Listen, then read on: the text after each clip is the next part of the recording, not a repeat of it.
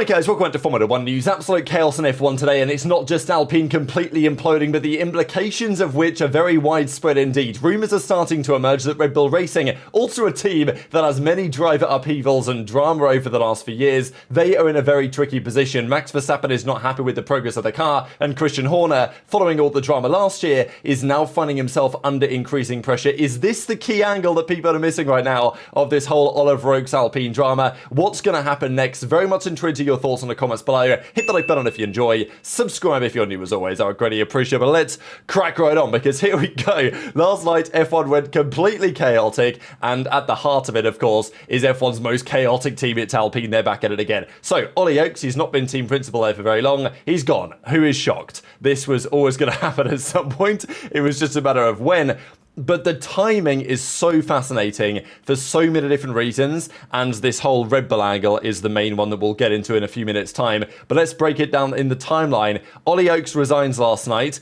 The immediate implication was, oh, well, I guess that means Doohan is gone then. Now, there's a couple of kind of positions you can take on this. Either you can argue that Oaks kind of fell on his sword for Doohan, or what feels slightly more likely to me is that Oaks was in a position of effectively Briatore wanted him to be, his right-hand man, but just do everything he said. And if you're Ollie Oaks and you have effectively no decision-making power, it may not so much be about doing, it may be more about, can I actually make any decisions myself? And if you can't, then what's the point being a team principal if you are a team principal in name only? And it's Flavio Briatore who is pulling the strings. And let's be real, is it likely that Flavio Briatore is pulling the strings? I would say it's pretty damn likely. So they come out with a team statement and say, BWT Alpine Formula 1 team has announced that Oliver Oaks has resigned from his role. The team has accepted the resignation. As of today, can you believe it, Flavio Briatore, the man that, let's not forget,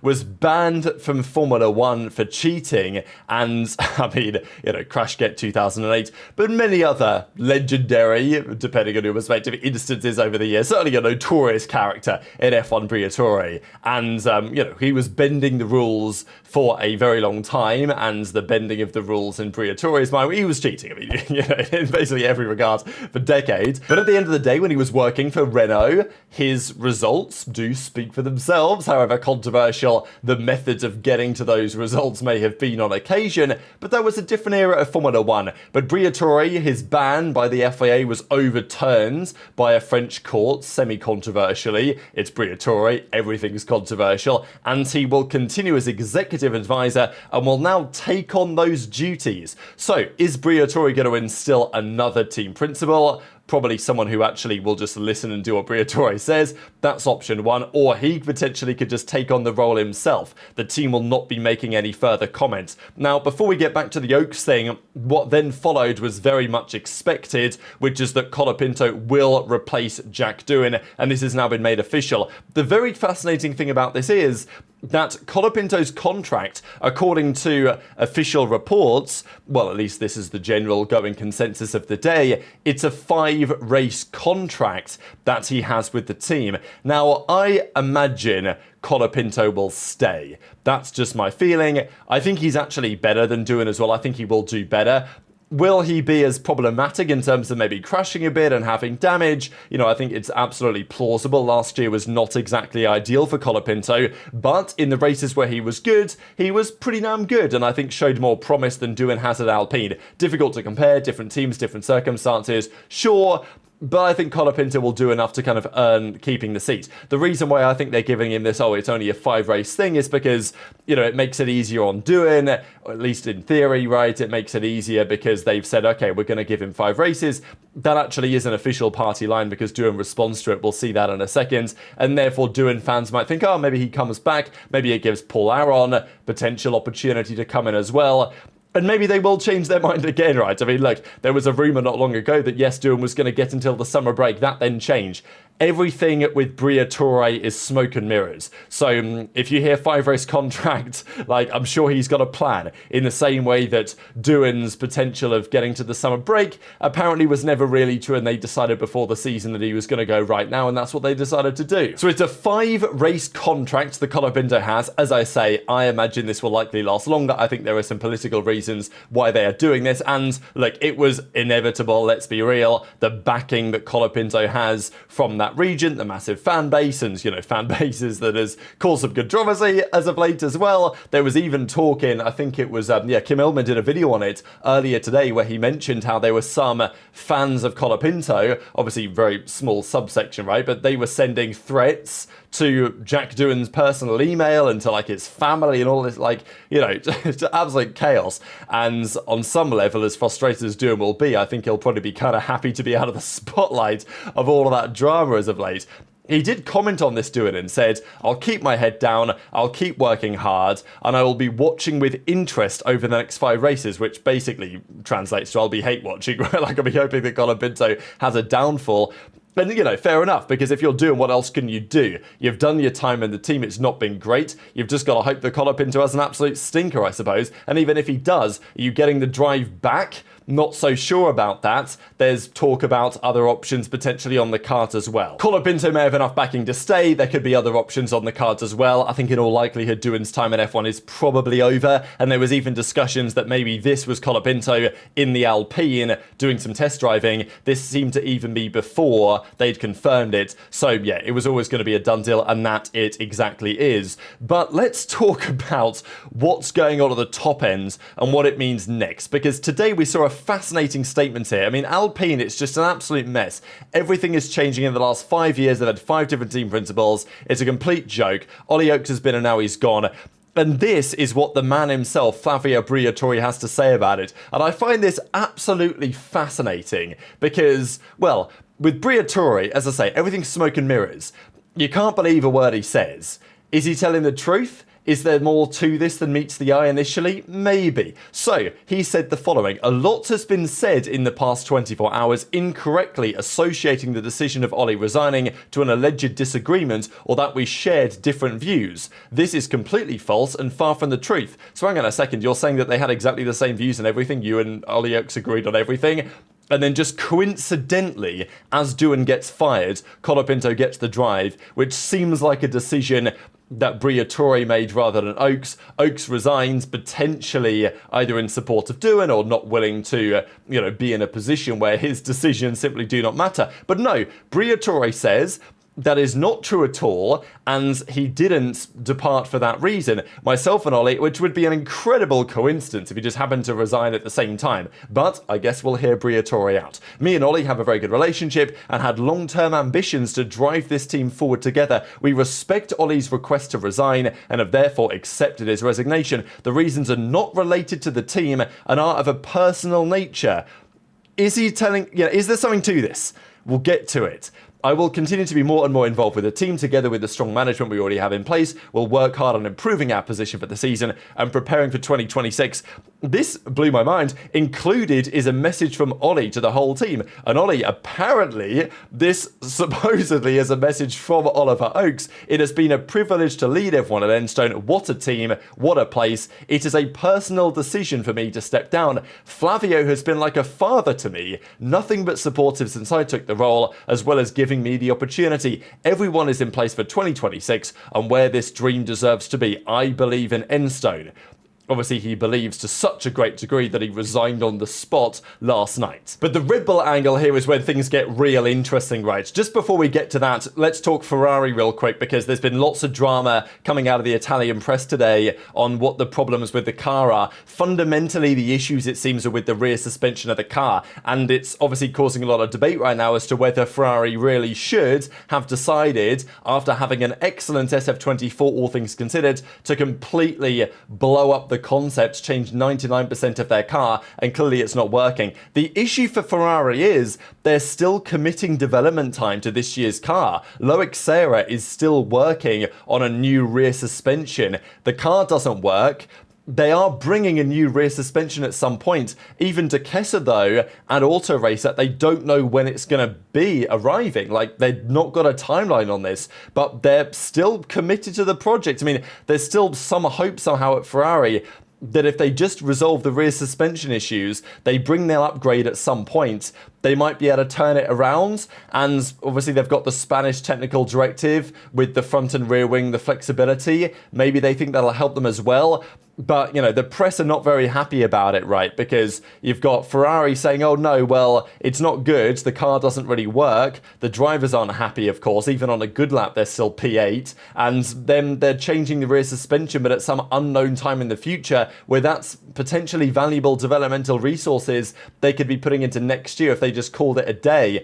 So what Ferrari are doing right now is very interesting. Fred Vasseur, of course, is increasingly under some serious pressure. But what does this Ollie Oaks situation mean for other teams? Because, look, as much as you might not believe Briatore and his comments around Oaks being, you know, like a father to him, and they definitely totally agreed on everything, and any suggestions otherwise are completely false and very far from the truth.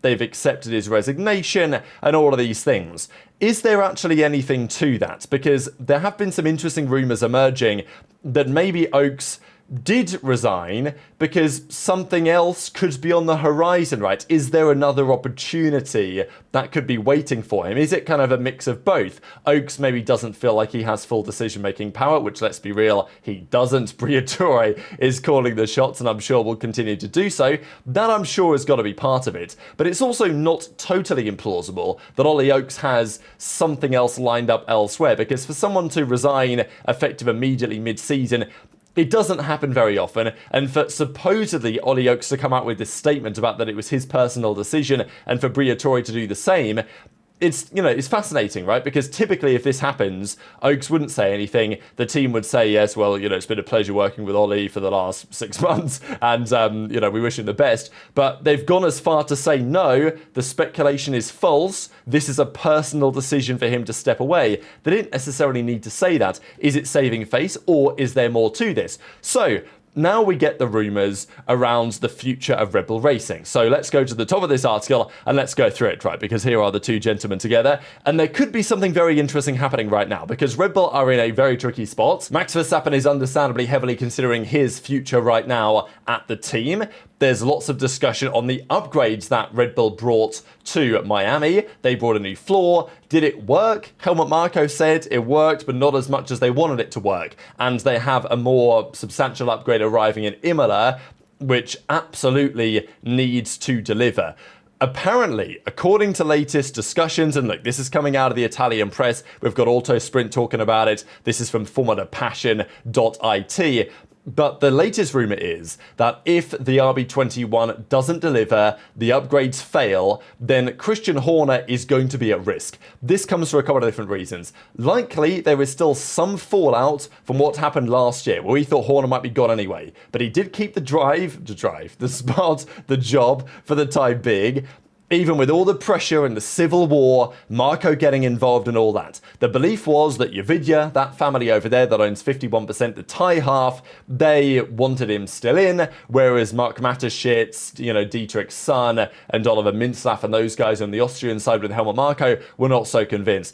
I imagine there is still some degree of fallout from that is causing problems, especially if, look, if the team's winning, it's a different story. But if the team is drastically falling off, everything is going to pot, even the pit stops, then understandably Horner is going to be under serious pressure, especially after this general feeling of many that Adrian Newey was not maybe given the respect or the credit that he deserved at some points, and now all of a sudden they are reaping the negative rewards. So the Thai block, that meaning Yovidia, effectively rescued Horner last year, but the belief is that part of that support may now be lost in the near future as a part of a rationalisation of Red Bull's general expenses in the sport. If Horner were to actually fall, the one who could paradoxically remain might be actually Marko instead, and therefore in 2026, what's going to happen next? The final paragraph is where things get real tasty, because it's not impossible that if Red Bull's upgrades fail with all the things that have happened, Horner could be out. I mean, he's been there since 2005. He's been there 20 years since he was 31 years of age. He came into that team. They do like a younger team principal, Red Bull Racing, in general. Is it plausible that Horner could go if the circumstances align? Absolutely. I would not say that's totally unlikely, especially if Max isn't happy about things, and it didn't seem like, well, Jos Verstappen hates Horner. We know that for an absolute fact. So if, let's say, Horner was to go, the rumour is that Ollie Oakes could be an option, right? And this is an article that actually happened before he resigned. I mean, this article came out on the 6th of May, but it came out like midday yesterday. So actually before it was confirmed that Oakes was gone, there was a rumour circulating that maybe Oakes could replace Horner. His personal history is very similar. Former driver, became a manager of a team in the minor formulas, entered the circus as a team principal very young. No coincidence, Oakes has been linked to Red Bull already at the start of last year when Horner was at the eye of the storm. In that case, he represented the external option.